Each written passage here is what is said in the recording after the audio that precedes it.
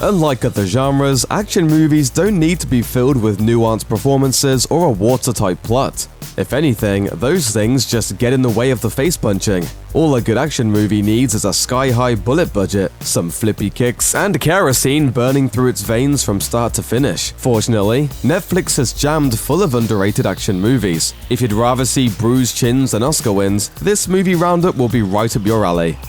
Skin Trade. Dolph Lundgren, Ron Perlman, Michael Jai White, and Tony Jaa sounds like a dream action movie cast if we've ever seen one, and Skin Trade delivers on that promise in spades. Granted, the plot is pretty flimsy. It's basically cops and robbers in Thailand, but the thrill of seeing these action legends all in one place doesn't wear off. Lundgren manages to keep up with the much younger and more agile Jaa in some wild action scenes, and Jai White is, as always, a magnetic on-screen talent. Come for the talent lineup, stay for the insanity and fistfights. Savage Dog. Scott Adkins is pretty much the undisputed king of direct-to-DVD action movies these days, and Savage Dog is an impressive entry in his filmography. We rarely get to see Adkins in a period piece, and even though he mostly just beats people up, he gets to do it in different costumes this time. But beyond the unusual setting, Savage Dog is still something special. The movie opens with Adkins' character digging his way out of a shallow grave, which is the only way to start a movie like this. The film then goes back in time, catching us up to the moment of his burial, and then sending him on a brutal path of revenge featuring some stunning fight sequences. Adkins' filmography is littered with cool action hits, but Savage Dog is a clear high point. Bullet to the Head. Released in 2013, Bullet to the Head comes from Walter Hill, director of the 1979 cult classic The Warriors. It's pure grindhouse fun, which is exactly what a Walter Hill action flick starring Sylvester Stallone should be. Bullets fly, bodies drop, and cars are blown to bits over the course of the movie. It's a great time, solidified by Jason Momoa's role as the film's villain. You don't want to miss it. Boyka, Undisputed. Scott Adkins headlines the later installments of the Undisputed series as Yuri Boyka, a prison inmate who participates in a brutal underground fighting ring. Boyka, Undisputed, sees Boyka released from prison and fighting professionally, but the fight scenes are just as stylish and brutal as any that came before this in the series. 4 movies in, Undisputed is as fun as it's ever been. Bring on the next one. Small Soldiers. Children of the 90s are likely to remember the toys that spawned from director Joe Dante's Small Soldiers, along with the crushing disappointment that they didn't actually come to life and tried to blow up your house. Let me see that weapon. Standard issue is insufficient.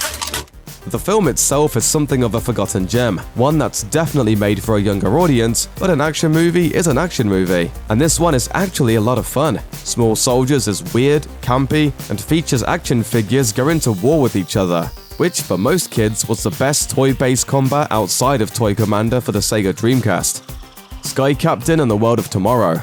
In a just world, Sky Captain and the World of Tomorrow would have been a box office smash and ushered in a new era of elegant, stylistic action cinema. Drawing heavily from pulp cinema and comic books, Sky Captain is a wild romp through a steampunk reimagining of a pre-World War II world. The titular Sky Captain is a charismatic ace pilot who leads the Daredevil Flying Legion. Played by Jude Law, he's joined by reporter Polly Perkins and a brief appearance by Angelina Jolie as the eye-patched Royal Naval officer Frankie Cook. It's a great cast heading up a fun, visually inventive action film that deserves a far larger fan following than it has today. Officer Downe. Want to watch the craziest movie on Netflix? Officer Downe has you covered. Adapted from the comic by writer Joe Casey and artist Chris Burnham, there shouldn't be a way to translate this insanity from page to screen, and yet the film manages to pull it off. Starring Kim Coates of Sons of Anarchy fame, it's a hyperkinetic neon thrill ride that plays out like Judge Dredd in a fever dream. This movie has everything: nuns with guns, an immortal super cop, and a hidden government conspiracy. What more could you ask for? Fighting.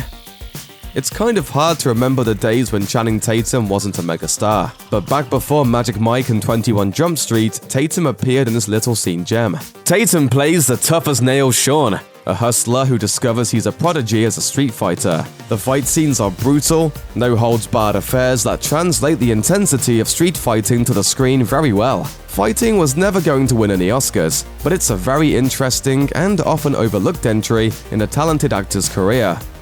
Death Sentence.